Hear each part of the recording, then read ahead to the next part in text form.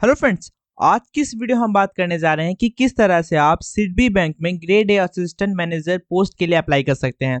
तो किस तरह से आपको रजिस्ट्रेशन फॉर्म फिल करना है, एप्लीकेशन फॉर्म फिल करना है, डॉक्यूमेंट कैसे अपलोड करने हैं और फी पेमेंट कैसे करना है, ये सारी की सारी चीजें मैं आपको इस वीडियो में बताने जा रहा हूं। तो वीडियो को एंड तक जरूर देखिएगा। और हाँ, एप्लीकेशन फॉर्म फिल करते समय जो जो डिटेल्स मैं आपको नोट डाउन करने के लिए कहूंगा उनको नोट जरूर कर लीजिएगा, क्योंकि जब आप एप्लीकेशन फॉर्म फिल करेंगे तो वो गलती से अगर अगर उसमें आपने गलती की तो हो सकता है कि आपका एप्लीकेशन फॉर्म रिजेक्ट भी हो जाए। तो उनको ध्यान से नोट करिएगा और फिल करते समय उनको ध्यान रखिएगा ताकि आपसे गलती ना हो और आपका फॉर्म रिजेक्ट ना हो।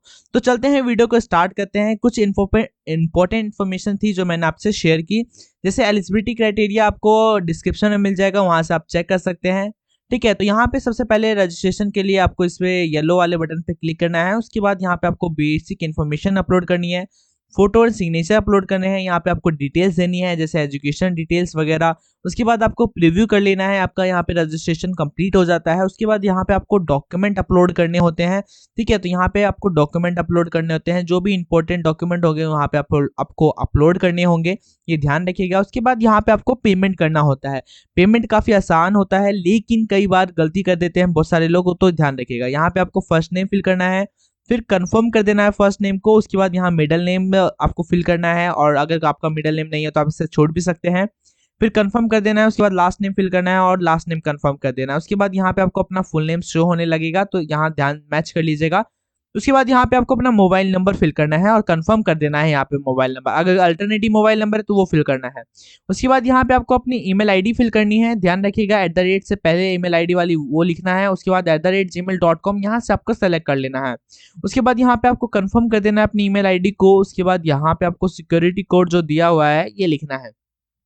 उसके बाद सेव एंड नेक्स्ट वाले ऑप्शन पे क्लिक करेंगे, फोटो सिग्नेचर का ऑप्शन आ जाएगा। यहाँ पे आपकी डिटेल्स है, गाइडलाइंस है, जिससे आप फोटो सिग्नेचर को अपलोड कर सकते हैं। लेकिन बहुत ही सिंपल है, यहाँ पे आपका फोटो का साइज 20 से 50 के बी होना चाहिए बस। और यहाँ पे जो सिग्नेचर है उसका साइज जो है 10 से 20 के बी होना चाहिए बस। यहाँ पे फोटो सिग्नेचर अपलोड होने के बाद यहाँ पे आपको क्लिक कर देना है, कंफर्म कर देना है। उसके बाद कुछ गलती है तो बैक कर सकते हैं, अदरवाइज आपको नेक्स्ट करना है। नेक्स्ट करने के बाद यहाँ पे आपको डिटेल्स है, अब जैसे यहाँ पे आपको बेसिक डिटेल्स देनी होगी, क्वालिफिकेशन, एक्सपीरियंस, लैंग्वेज बताना पड़ेगा।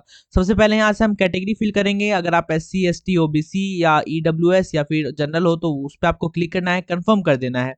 उसके बाद अगर आप 40% से ज्यादा डिसेबल हो या 40% डिसेबल हो तो यहाँ पे आपको यस करना है, अदरवाइज आपको नो करना है। अगर आप यस करते हो तो यहाँ पे आप बताना पड़ेगा कि टाइप ऑफ डिसेबिलिटी क्या है आपको। उसके बाद यहाँ पे आपको कंफर्म करना पड़ेगा। उसके बाद सब टाइप ऑफ डिसेबिलिटी भी यहाँ पे आपको सेलेक्ट करना होगा।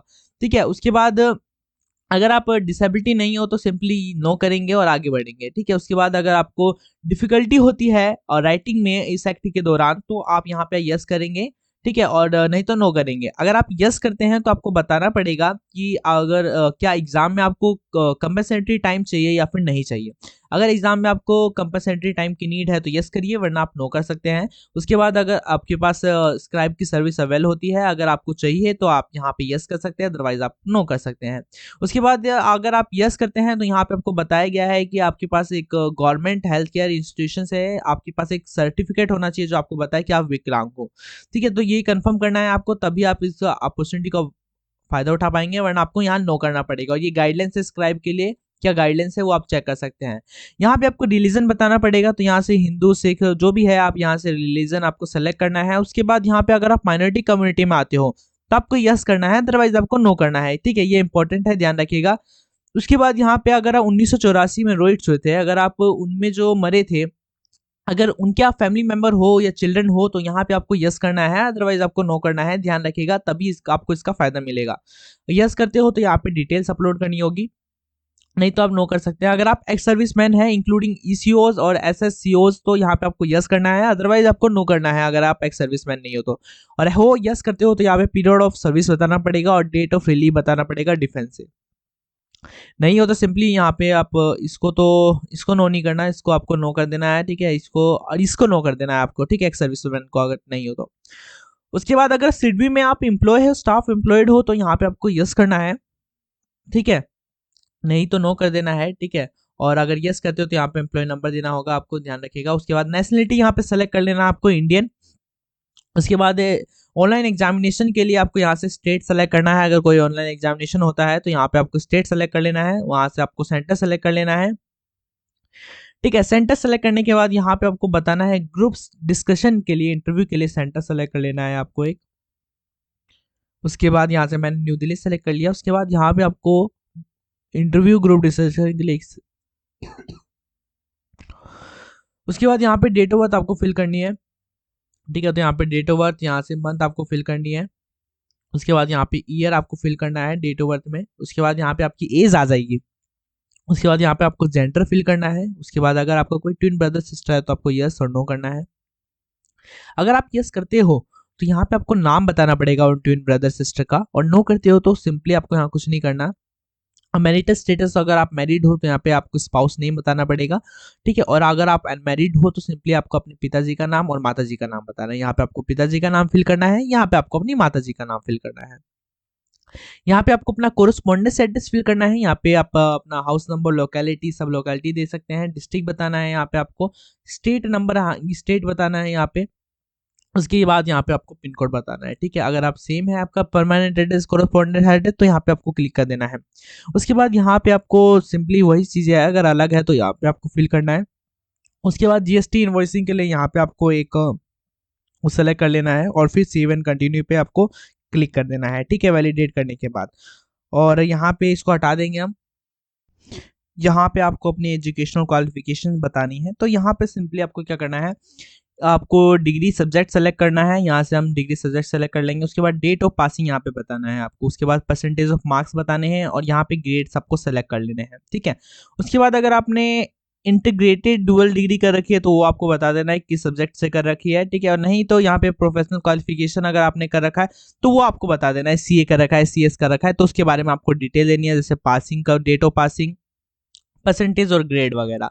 ठीक है, उसके बाद यहाँ पे आपसे एक्सपीरियंस है, आपके पास 2 साल का वर्क एक्सपीरियंस होना चाहिए। ठीक है, इन शेड्यूल कमर्शियल बैंक में या फिर ऑल इंडिया फाइनेंस इंस्टीट्यूशन इन एरियाज और एम ऑफ ठीक है, तो इसमें होना चाहिए। ठीक है, लोन्स में। ठीक है, इन सारी चीज में नहीं होना चाहिए except personal loan, education loans वगैरह को छोड़ के। उसके बाद या तो आपके पास 3 साल का एक्सपीरियंस होना चाहिए सिस्टमेटिकली इंपॉर्टेंट एनबीएफसी में, या फिर नॉन इंडिविजुअल लीडिंग या फिर कॉर्पोरेट लैंडिंग में आपके पास होना चाहिए। इन दोनों में से कोई एक होना चाहिए। अगर आपके पास एक है तो आप एलिजिबल हो, नहीं हो तो नहीं हो। ठीक है, उसके बाद जो भी एक्सपीरियंस है आपके पास वो आपको यहाँ पे बताना है। 2 साल का है तो 2 साल एक्सपीरियंस बताना है, और 3 साल का सिलेक्ट किया है तो 3 साल का एक्सपीरियंस यहाँ पे बताना है। Name of employer, designation, presently working हो या नहीं हो वो बताना है। टोटल पीरियड ऑफ सर्विस कितनी थी वो आपको बताना है। नेचर ऑफ ड्यूटीज क्या थी वो बताना है। रीजन क्या था छोड़ने का वो बताना है। उसके बाद यहाँ पे ईयर्स बताना है आपको एक्सपीरियंस के लिए। आपके पास ईयर्स यहाँ पे कैलकुलेट हो जाएंगे, और यहाँ पे आपको लैंग्वेज बताना है, कौन सा लैंग्वेज आपको आता है। ठीक है, तो इंग्लिश, हिंदी आपको आती है, उसके अलावा कोई आता है तो वहाँ पे आप लिख सकते हैं। उसके बाद रीड, राइट, स्पीक बता देना है, वैलिडेट कर देना है, सेव एंड नेक्स्ट कर देना है। उसके बाद यहाँ पे आपका रजिस्ट्रेशन कंप्लीट हो जाता है। यहाँ पे आपको सिंपली आई एग्री वाले बटन पे क्लिक करना है और कंप्लीट रजिस्ट्रेशन पे क्लिक करना है, और यहाँ पे ओके कर देना है। ओके करने के बाद यहाँ पे आपका कंप्लीट रजिस्ट्रेशन हो जाता है। अब यहाँ पे आपको डॉक्यूमेंट अपलोड करना है। सबसे पहले तो लेफ्ट थंब इंप्रेशन, जिसका साइज 20 से 50 KB। हैंड डिटेल डिक्लेरेशन में आपको ये लिखना है, ध्यान रखिएगा, आपको ये डॉक्यूमेंट मैं प्रोवाइड करवा दूंगा, इसमें आपको एलिजिबिलिटी क्राइटेरिया भी मिल जाएगा, और ठीक है वो देख लीजिए। यहाँ पे आपको 19 नंबर पेज पे इस सबसे ऊपर दिख जाएगा डिस्क्रिप्शन, क्या लिखना है आपको डिक्लेरेशन में। तो यहाँ पे आपको अपना नाम लिख देना है और डिक्लेरेशन पूरा लिख देना है, ऐसा ही सेम एक पेपर पे, और फिर आपको फोटो खींचना है जिसका साइज 50 से 100 KB होगा, और यहाँ पे आपको अपलोड कर देना है। रिज्यूम अपलोड करना है जिसका साइज 100 से 300 KB का होगा। यहाँ पे आपको एजुकेशन सर्टिफिकेट आपको अपलोड करना है, और एक्सपीरियंस सर्टिफिकेट यहाँ पे अपलोड करना है। ये गाइडलाइंस है डॉक्यूमेंट में, अगर आपको कोई दिक्कत आती है तो इस गाइडलाइंस को आप पढ़ सकते हैं। इसमें प्रॉपर साइज और डायमेंशन बताया गया है, मैं आपको लिंक भी दे दूंगा प्रॉपर साइज डायमेंशन सेट करने के लिए, आपको यहाँ पे आई बटन पे लिंक भी मिल जाएगा। उसके बाद यहाँ पे आपको कैप्चा फिल कर देना है, सबमिट वाले बटन पे क्लिक कर देना है। उसके बाद यहाँ पे आपको यहाँ पे सिक्योरिटी कोड जो दिया गया है वो लिखना है। अब आप पेमेंट पे जाएंगे तो यहाँ पे सिक्योरिटी कोड लिखना है, सबमिट पे क्लिक कर देना है, ओके कर देना है। अब आपको पेमेंट करना है, तो पेमेंट करते समय आपके पास कई ऑप्शन होते हैं, क्रेडिट कार्ड, डेबिट कार्ड, ठीक है, अदर बैंक डेबिट कार्ड्स होते हैं, एंड इंटरनेट बैंकिंग का ऑप्शन आपके पास है, वॉलेट है, क्यूआर कोड से आप कर सकते हैं, और यूपीआई से भी आप पेमेंट कर सकते हैं। तो जिससे चाहे आप पेमेंट कर सकते हैं, कोई दिक्कत नहीं होगी। यहाँ पे आपको डेबिट कार्ड अगर आप चूज करते हैं तो यहाँ पे आपको कार्ड नंबर देना है। उसके बाद यहाँ पे एक्सपायरी डेट सेलेक्ट करना है, ईयर सेलेक्ट कर लेना है, यहाँ पे आपको सीवीवी बताना है, कार्ड होल्डर का नेम बताना है, और मेक पेमेंट पे क्लिक कर देना है। आपके पास सिंपली एक ओटीपी आएगी, ओटीपी को फिल करना है, पेमेंट हो जाएगा। पेमेंट हो जाने के बाद आपको अपना एप्लीकेशन फॉर्म डाउनलोड कर लेना है। अपना एप्लीकेशन फॉर्म डाउनलोड करके सबमिट सेव कर लेना ताकि आपको फ्यूचर में काम आए। ठीक है, तो इस तरह से आपको पूरा प्रोसीजर था जो मैंने आपको बताया, इसके अलावा कुछ नहीं है। अगर आपको वीडियो अच्छी लगी हो तो वीडियो को लाइक जरूर कर देना। अगर आप चैनल पे नए हो तो चैनल को जरूर सब्सक्राइब कर लेना, बेल आइकन को जरूर प्रेस कर लेना ताकि हमारी अपकमिंग वीडियोस आपके पास तुरंत पहुंचे और आप भी इस अपॉर्चुनिटी का फायदा उठा सके। और अभी तक अगर आपने अपने दोस्तों के साथ इस वीडियो को शेयर नहीं किया तो जरूर शेयर करिए। मिलते हैं नेक्स्ट वीडियो में। हरे कृष्णा।